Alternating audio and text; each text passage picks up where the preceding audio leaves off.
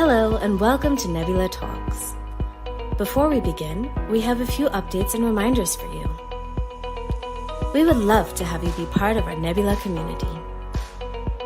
And you can do so by logging on to www.nbyula.com, where you can join communities related to your area of interest, register for upcoming Nbyula Talks, book one-to-one skylifts, and view other upcoming events. You can also take this opportunity to connect with fellow learners or the speaker by sending a connection request. When you connect with the speaker, you will be able to contact them directly as well as receive updates about their upcoming talks. Kindly note that during this session, you will not be able to switch on your camera or unmute your mic. To ask questions during the talk, go to the audience chat, type your question, and select Post Your Question. If your question has not been answered during the talk, you will be notified once it's been answered, or if your question has not been answered during the talk, you can go to www.nbyula.com and spin a quest, and your questions will be answered. Thank you for joining us today. We hope this talk broadens your horizons and takes you to new learning heights.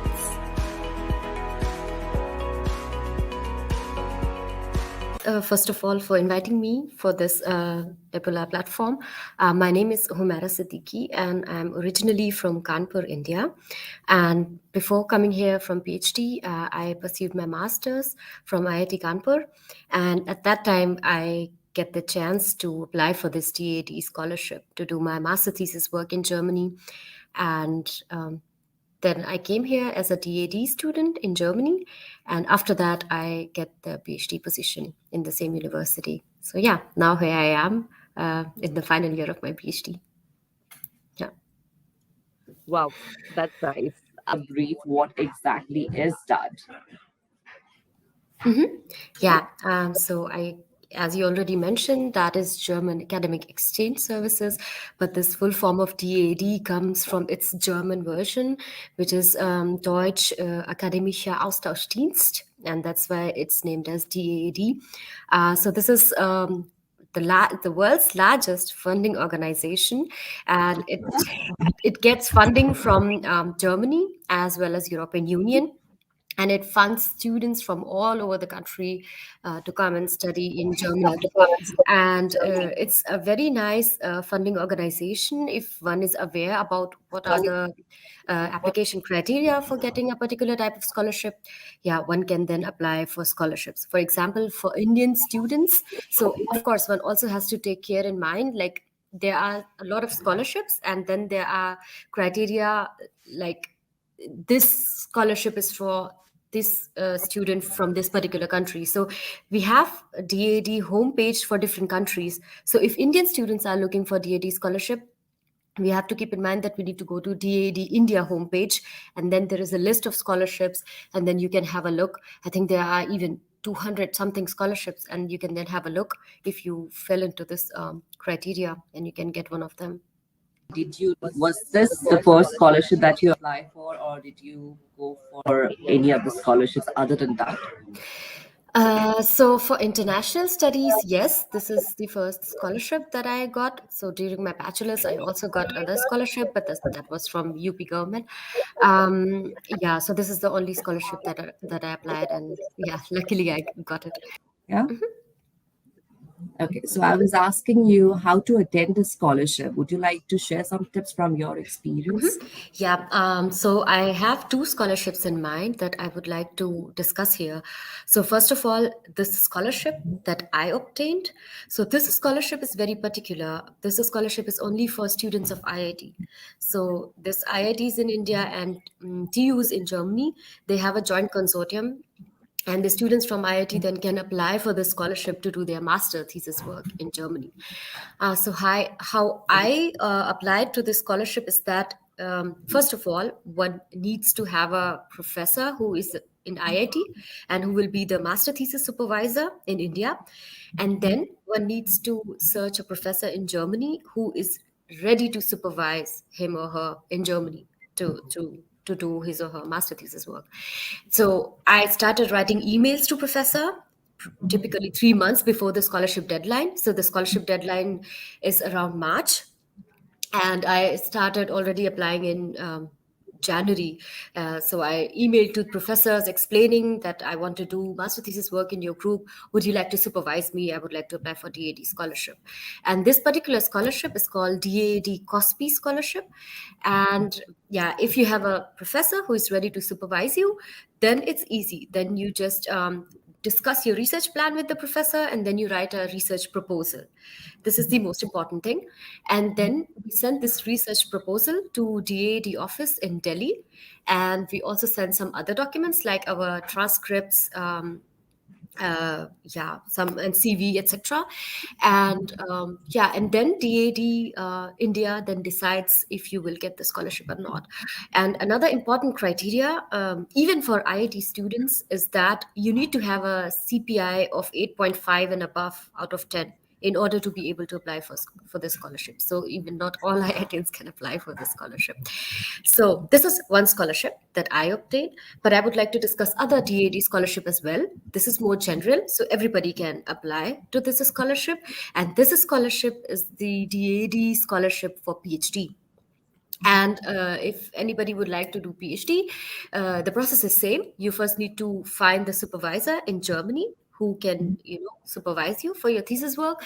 And if he or she is ready, you then again write the research proposal and then again apply to DAD India office. Then you have an interview. If you're shortlisted, if your research proposal is shortlisted, then you will have an interview in DAD India office. And in that interview, we have professors from Indian IITs and other universities, and we also have German professors. And if you qualify that interview, then we get the DAD scholarship result if you are funded for your entire PhD or not. So this is how Right. one can apply for DAD scholarship for PhD. And there is no DAD scholarship that funds entire masters, unfortunately. So DAD scholarship is only for masters exchange, so to do your thesis work, and only for IIT students. Yeah, Yeah. So that's a that bit. must be really difficult for you to, go hunting for a professor who's gonna, get involved and like guide you, right? Yeah, I sent many emails. Sorry. I have to admit, one has to be a bit lucky and one also needs to have a bit of strategy. So, lucky in the terms that you reach out to the right person, and strategy in a way that you write this email that you send in a certain way that it doesn't look copied. So, for example, one tip that I would really like to give everyone who is writing email to professors for PhD or for master thesis or for internship whatsoever, don't write a general email. Just don't write, hey, people do that when they're applying, when they're doing a lot of applications. They just formulate one general email that I want to do master thesis in your group, blah blah blah, and then they just change the email address and change the subject, and then they just keep on sending it to multiple people. And professors are really smart, so they would immediately see that this is a general email that you can send it to everyone. And then they think that, oh, the student is not serious enough, that he or she has not even seen my profile, and maybe he or she doesn't even know what I'm doing, and he's just sending a lot of emails to everyone. So when you write an email, when you approach someone for anything, just be very specific. If you're interested in a particular topic, just write, I'm interested in XY topic in your group, and I would like to do this YZ thing in your group. So then professor feels like, really, oh, this is a personalized email. It means that the student is seriously interested. Yeah. So this is one of the strategy that I had while applying. So initially, I was Yeah. writing, also doing this mistake. I was also writing a general email, but then I was not getting any reply. But then I was more specific, and then I got the reply from a professor. Yeah, Yeah. So you have to be more personalized where I yeah, think writing, yeah, exactly. reflects how serious you are about the scholarship. Yeah, yeah, exactly. Yeah. What do Indian students need for DART? Are there any certifications needed, like IELTS and other certifications? No, no. So for this, my scholarship that I got, and also this DAD scholarship for PhD, you don't need to get to any IELTS. No. If you Okay. have studied in English and you can prove that your previous studies were in English, so typically universities also provide this certificate that the medium of instruction was English. If you can just provide this certificate, it's enough. Right. Great. So, how did you prepare for this DAAD scholarship? Any special preparation you had? Like, how many hours in a day did you give it? Like, just specifically to prepare for the scholarship? Yeah, I have to admit, I gave quite some time for the research. So, for looking for the right topic in which I'm interested, I mean, one has to make sure that the topic, because you will have two supervisors, one in IIT and one in Germany. So, you also have to check that there is a sufficient overlap between the work that you will be doing there and the expertise that your professor has here, because otherwise, if the two topics are so different, both the professors cannot jointly supervise you. So one has to be very careful and diligent in the research, in looking for the right professors. This took a bit of time, and then how I was doing it was that I had this Excel sheet, and I was a bit organized. I had the name of the universities that I already searched, which professor I emailed on which date. So I was tracking all these things so that so that I don't miss on any professor, and I also don't double apply to any professor. So that's also a good thing to keep everything sorted in an Excel file or whatever, however you would like to. Yeah. Yeah, yeah. That was just quite a bit, like, and the hard work you put in along with studying as well, right? Yeah, exactly. I mean, if I would not have got a CPI before 8.5, I would anyways not have been able to apply for this scholarship. So, yeah, I would Yeah. still believe, I still believe that people say that CPI doesn't decide your future, but it's very important, at least if you see these scholarship terms. So I don't think it as cool when say, oh, grades doesn't matter. Yeah, okay, that doesn't decide how good you are, but at some point of time you will realize that it matters, at least for scholarships, because Yeah. for scholarship people there's also no way to judge you. So I would request people to be serious with their grades no matter what they are studying. Right. So, if not that, did you have any alternate funding for yourself ready as like a backup plan? I would have looked for other scholarships, but presently I don't have any scholarship in mind. So there is one scholarship which is called Erasmus Mundus, and this scholarship is from European Union, and this funds the entire masters. So probably if I was not doing masters at IIT Kanpur, I would have looked for master here in Germany, and then I would have also looked which scholarships I can have. So one scholarship is also Erasmus Mundus that funds your entire masters. So Right. probably I would have gone for that. Yeah. Right. Right. Okay. Uh, is the German language important to study in Germany, or is German language difficult to learn? For studying in Germany, if your coursework is in English, you don't need any German. But I would say for living here in Germany, I think it's very helpful if you learn the language in your daily life. For example, going to supermarket and buying stuffs, everything is in German. And also it helps it to socialize if you know the language. In university, everybody speaks English. So at university, you don't really need German. But when you step out of university and go in public, you might need German. And coming to the question if German is difficult, I would say yes, but I don't want to demoralize people. Yes, it's a bit difficult, but practice makes a man perfect. So if you keep on Yeah. practicing, you can learn it. It's not impossible. Yeah, I know. I mean, you speak really good German, so yeah. Thank Would you. you like to say something in German? Maybe just say a greeting. Yeah, for sure. So, guten Tag, it means hi, have a good day. Yeah, Yeah, yeah. Guten Tag, guten Abend. It will yeah. be Abend over here in India, right? Yeah, guten Abend alle zusammen. So, good Yeah, evening, everyone. yeah. All right. So did you take up any German language over here in India, or you did it over there in Germany? No, I started here when I came here for the first time for my DAD, as a DAD scholar.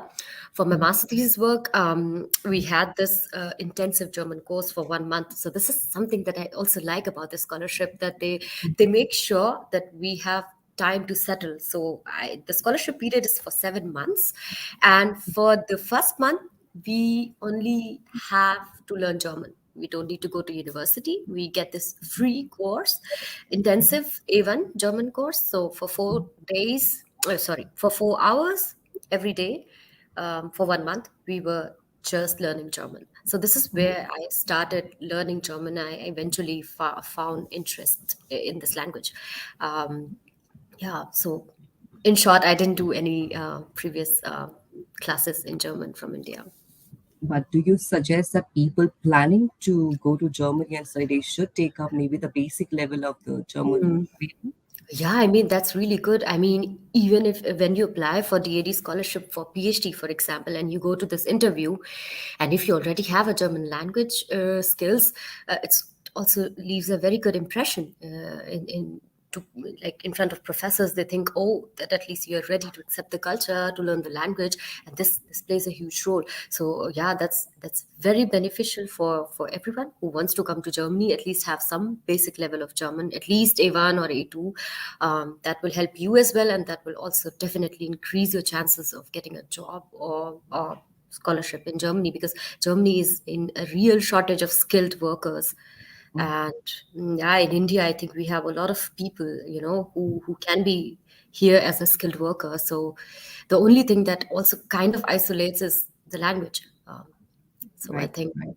that's a Yeah. very good point. Yeah, learning just the basic level of A1 German language also will help, to Yeah, if they have a job in Germany for them to connect with their coworkers, right? exactly, exactly. Yeah.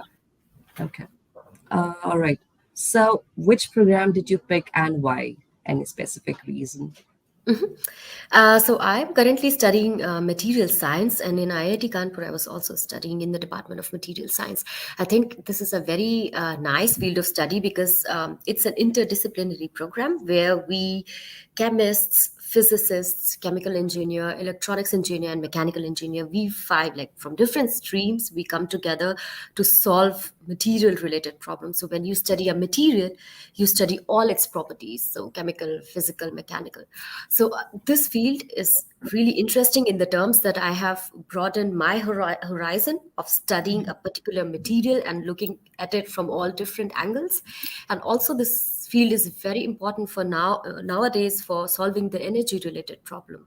So there is a lot of work that is going on, solar fuel cells, or there's electric vehicles. This all falls under the category of material science, so we are researching it a lot. So I think for solving the future problems, we need such interdisciplinary collaborations to for people from different streams to come up and solve a global problem. That's the beauty of material science, I would say. Yeah. Yeah. Okay. Moving on to the next question. Did you have any mentor guiding you throughout your journey? And would you say that was really invaluable?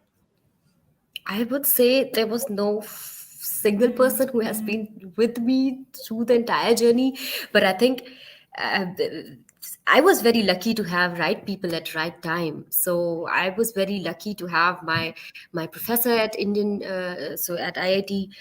He suggested me for this scholarship. So my guide, who was my master thesis guide, he suggested me to apply for this scholarship. Otherwise, I didn't even know about it. And then when I applied here, there was one person at IIT who also got this DAD scholarship. So then she was also guiding me a bit how to write research proposal and stuffs. When I came here, I also got really nice colleagues, and my professor here, my supervisor, she's also really, really nice. So she also then guided me in the right way how to apply for PhD. So I think it's not a single person, but it's many person who just came to my life at the right time and helped me take right decisions for myself. Yeah. Yeah. Yeah. Okay. I think that is it from my end. Let's check out the questions we have in the audience chat, right? Okay. So the first question is, why did you choose chemical engineering? Oh wow, that has a history. So my father works in a chemical industry, and as a child, I always used to see.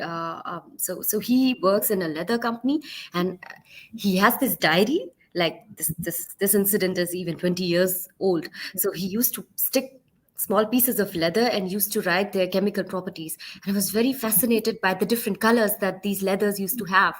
I mean, Right. what do I care about the chemical properties? What do I know at that time? I was just 7 years old. So yeah, from that phase onwards, I was pretty sure that I want to study something in the direction of chemistry or chemical engineering. And so I was very stubborn while choosing chemical engineering. I know this is not as common. Even my relatives were saying, okay, why do you want to do chemical engineering? You can just go for mechanical or maybe computer science or maybe electronics. But I have to admit, I was quite stubborn that I just want to study chemical engineering. Yeah, Yeah, yeah. because of I my think personal that interest. kind of inspired you what your father was doing there. Yeah, you can say that. Maybe he was my Yeah, role model and I wanted to do the same. Yeah. right. Okay, moving on to the next question. How is the culture in Germany? Well, it depends what kind of culture we want to discuss, if it's work culture or personal life.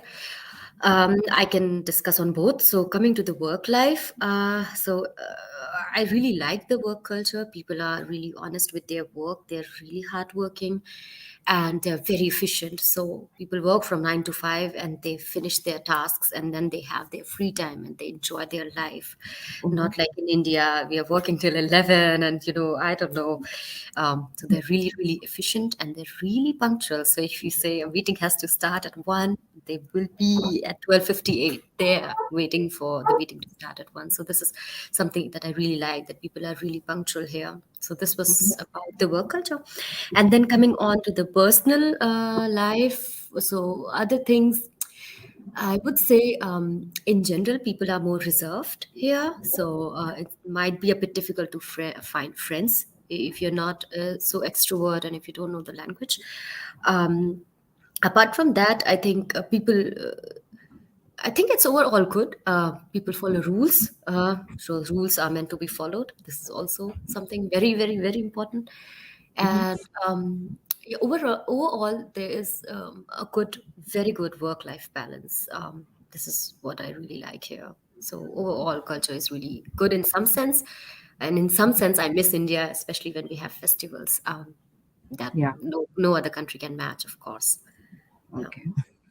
But they will have their local festivals out there. Do you go and attend those Oh, and of mingle course. around?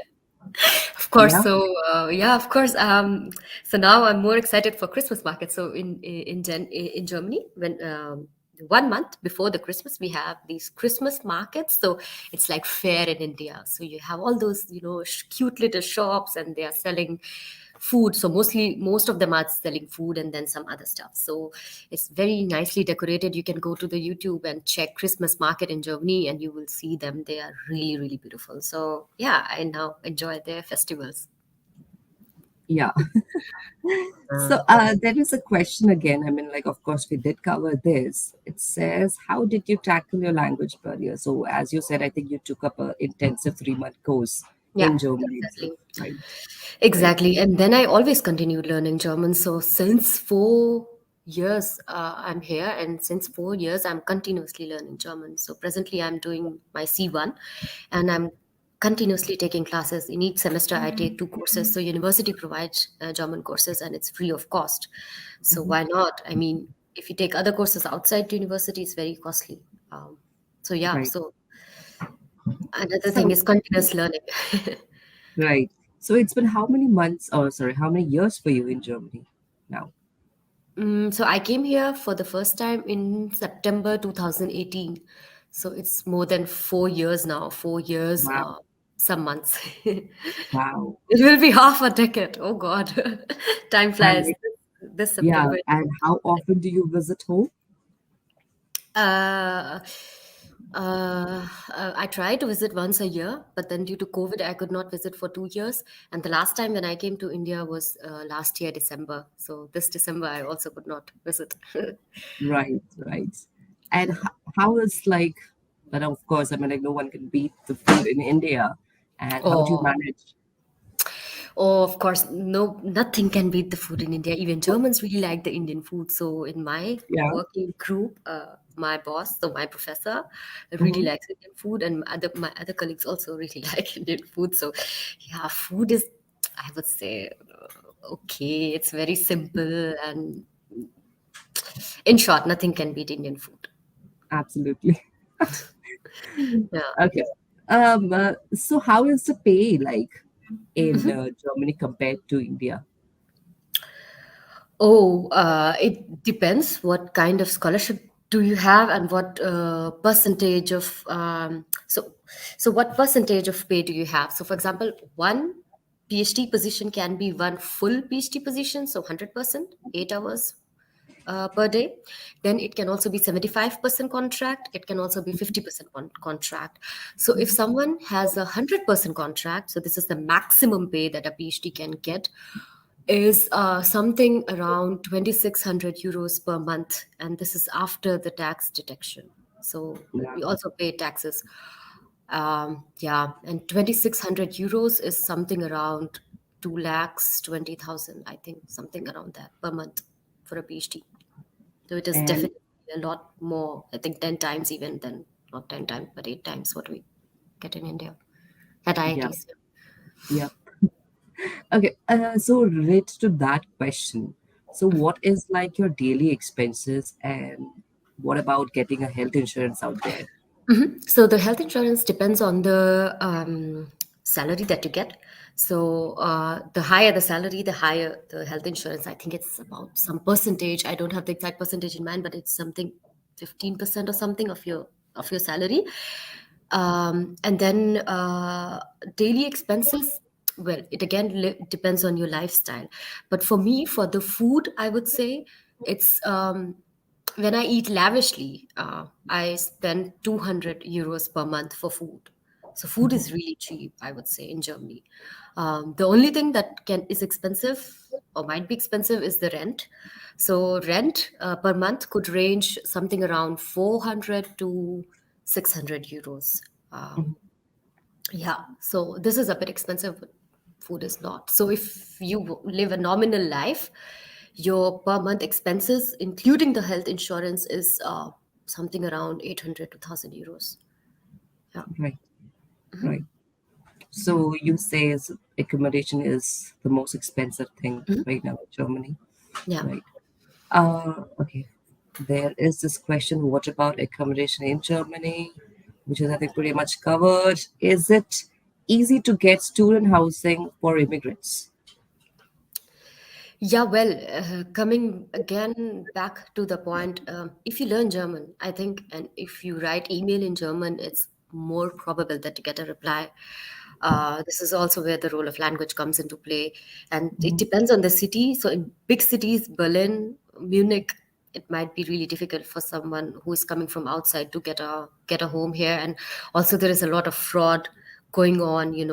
That there is some fraudster who asks for money, the security deposit, and then you come and realize, oh, there is no home itself. I know someone with whom this really happened.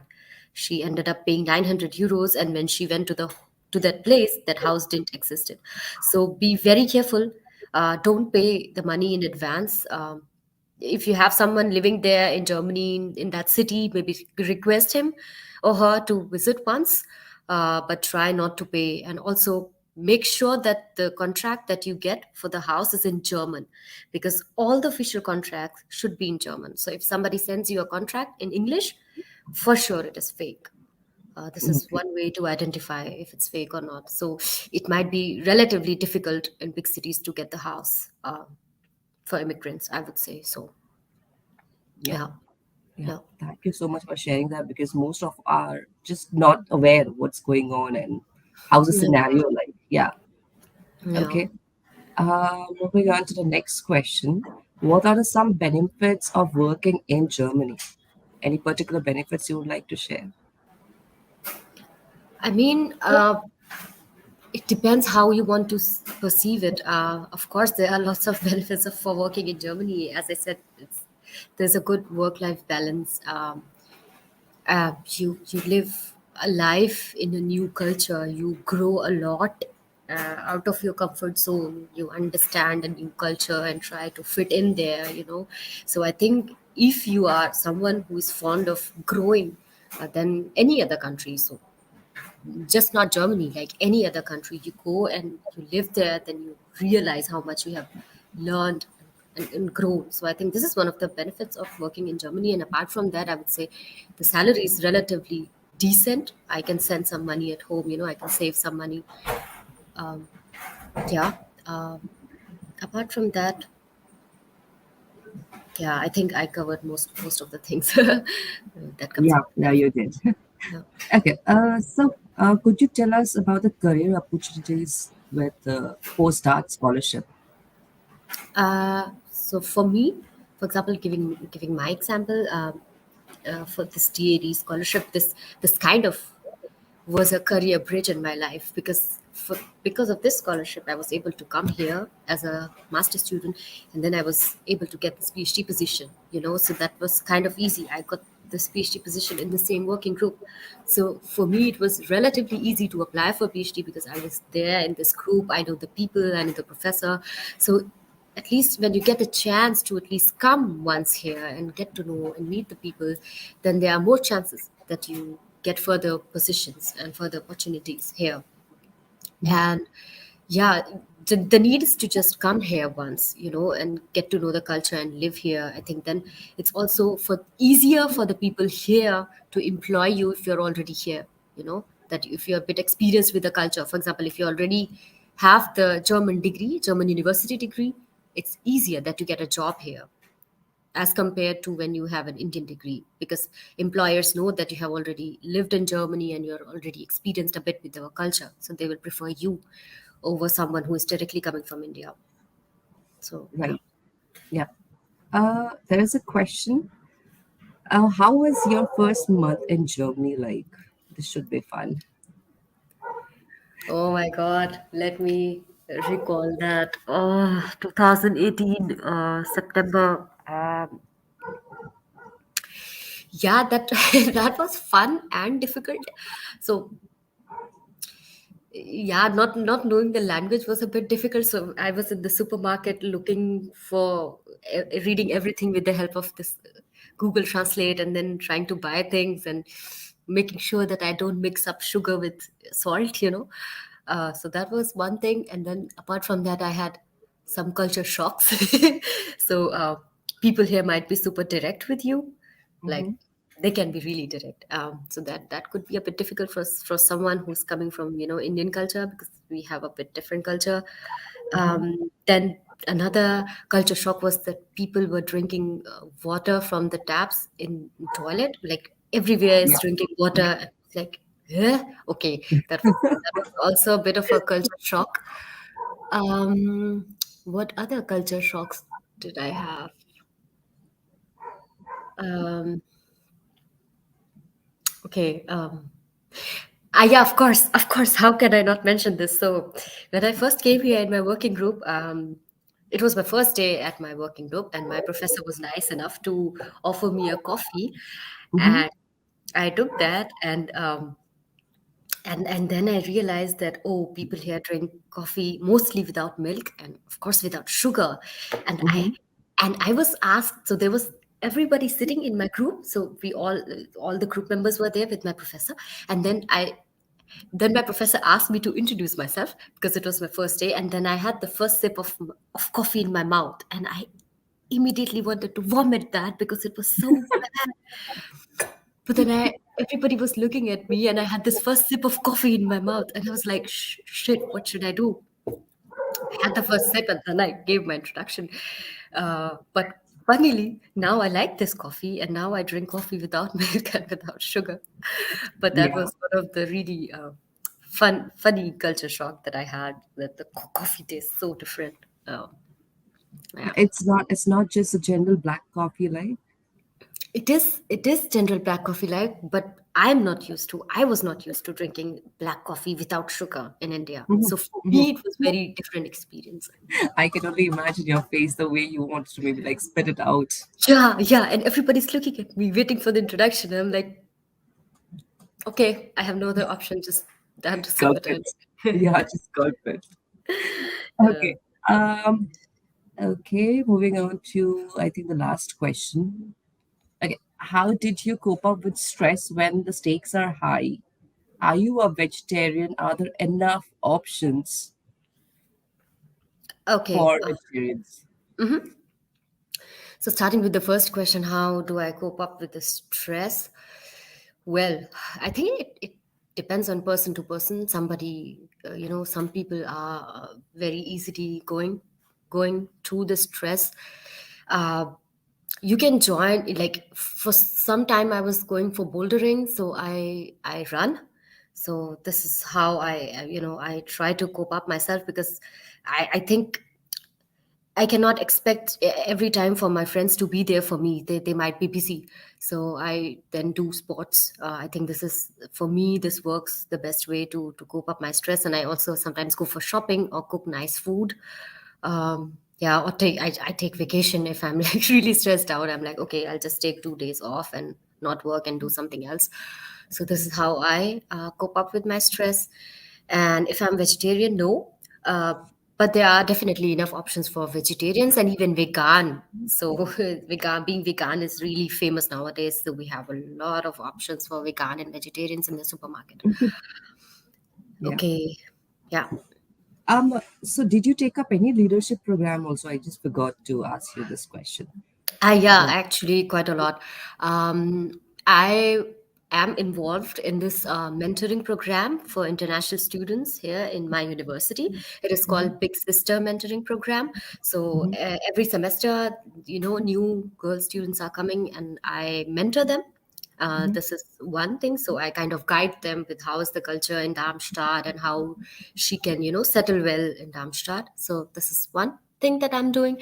And then I'm also DAD Young Ambassador, as you already mentioned, that I also counsel or kind of try to help Indian students who have questions regarding this DAD scholarships.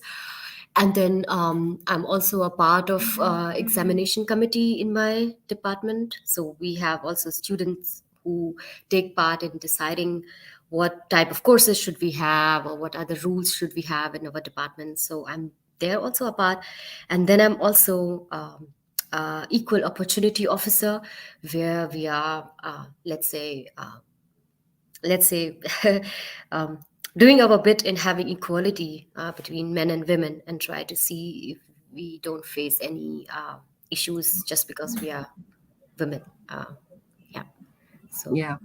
That is such a beautiful thought and a lovely cause. thank you. Yeah. I think we should highlight to the point that where women are not comfortable in a lot of environment and you're guiding them, especially in a foreign land. It's a great deal.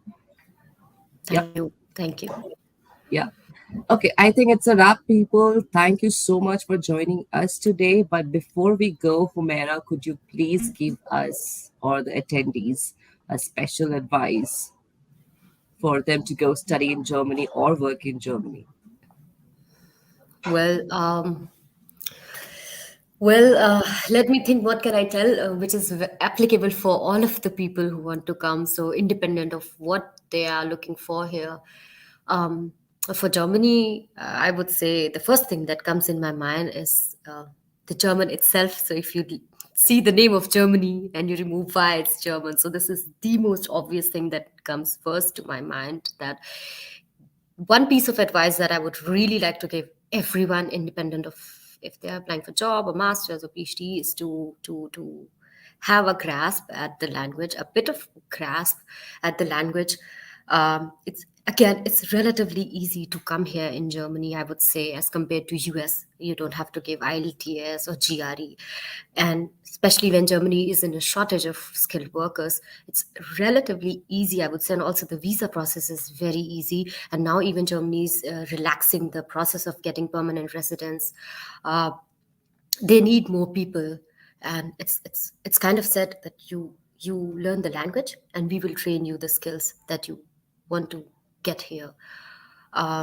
Yeah, that's just one piece of advice I would like to give everyone, that you can try to have a grasp of language before coming here. That's really, really helpful. Yeah. On that point, I would also like to highlight that at Nebula, we do provide German classes. Okay. And just all right. Thank you so much, Umera, for joining us today. It was a wonderful session indeed. Many aspirants will be guided by your expertise to avoid pitfalls and accomplish their goals. Thank you so Thanks a much. lot. Thanks a lot for inviting me. It was also very nice discuss to be able to discuss my experiences. Thank you.